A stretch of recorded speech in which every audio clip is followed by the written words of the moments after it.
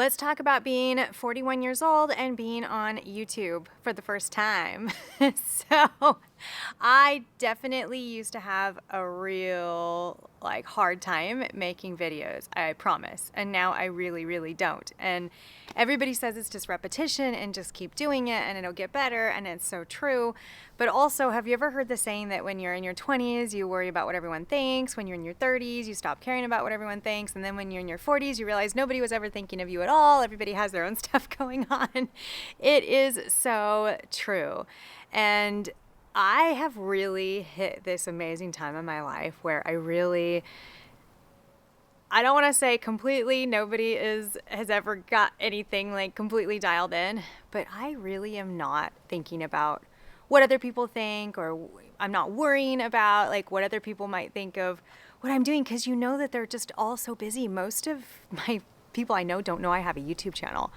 And I would kind of rather attract people. I haven't even been posting on Facebook and Instagram about this channel, because I just want to attract naturally people who need whatever messages or whatever things I'm trying to help them with. I would rather have the people who need that watch than get some pity watches or who knows what kind of watches.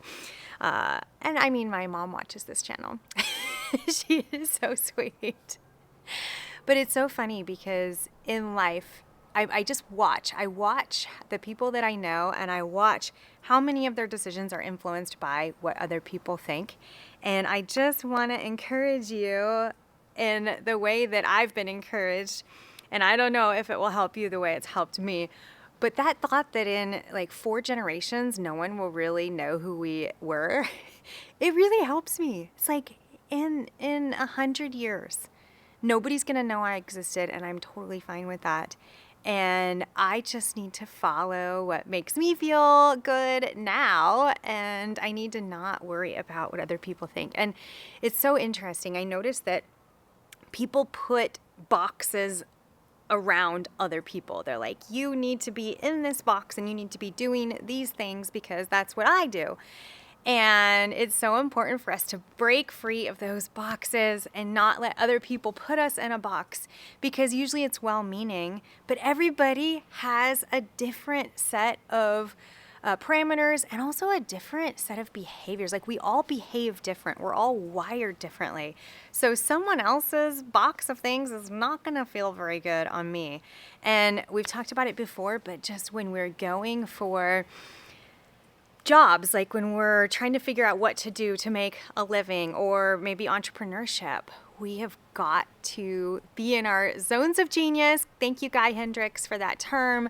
We need to be in that place where we feel good, with what we're doing, and we're really, really good at it. And I'm finally getting into that place in my business. And in the past, I've always had a really, really hard time because I would get bogged down into the things that I'm just not good at. And I don't want to be good at them. And I'm sure I could force myself to be good at them, and I could follow somebody else's 10-step process to be good at them. But why, when I have my own things? And again, we've talked about it before, but I think it's so incredibly important.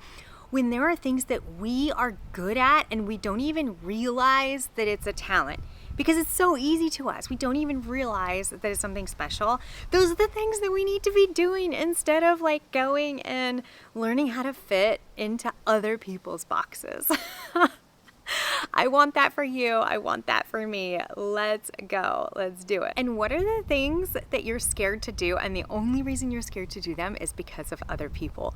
What are those things? And what is really going to happen if you go and do those things? Because more than likely, those other people have their own lives and their own things they're worried about, and they don't really care about what you're doing.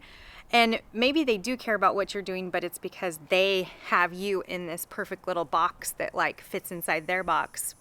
And if you're not in their box anymore, then they might have to change how they do things. And I think it's really important, if you feel that urge to just be free and to get unstuck, I think it's really important to try to go as far as you can without completely disrupting your life, or you can completely disrupt your life. I'm a fan of that too. But go as far as you can without completely disrupting your life, and try to find that contentment and that joy and everything.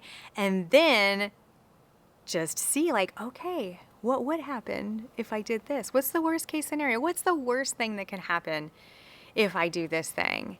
And usually it's not that bad. It's really not. So I encourage you, take the step, do the thing. You've got this.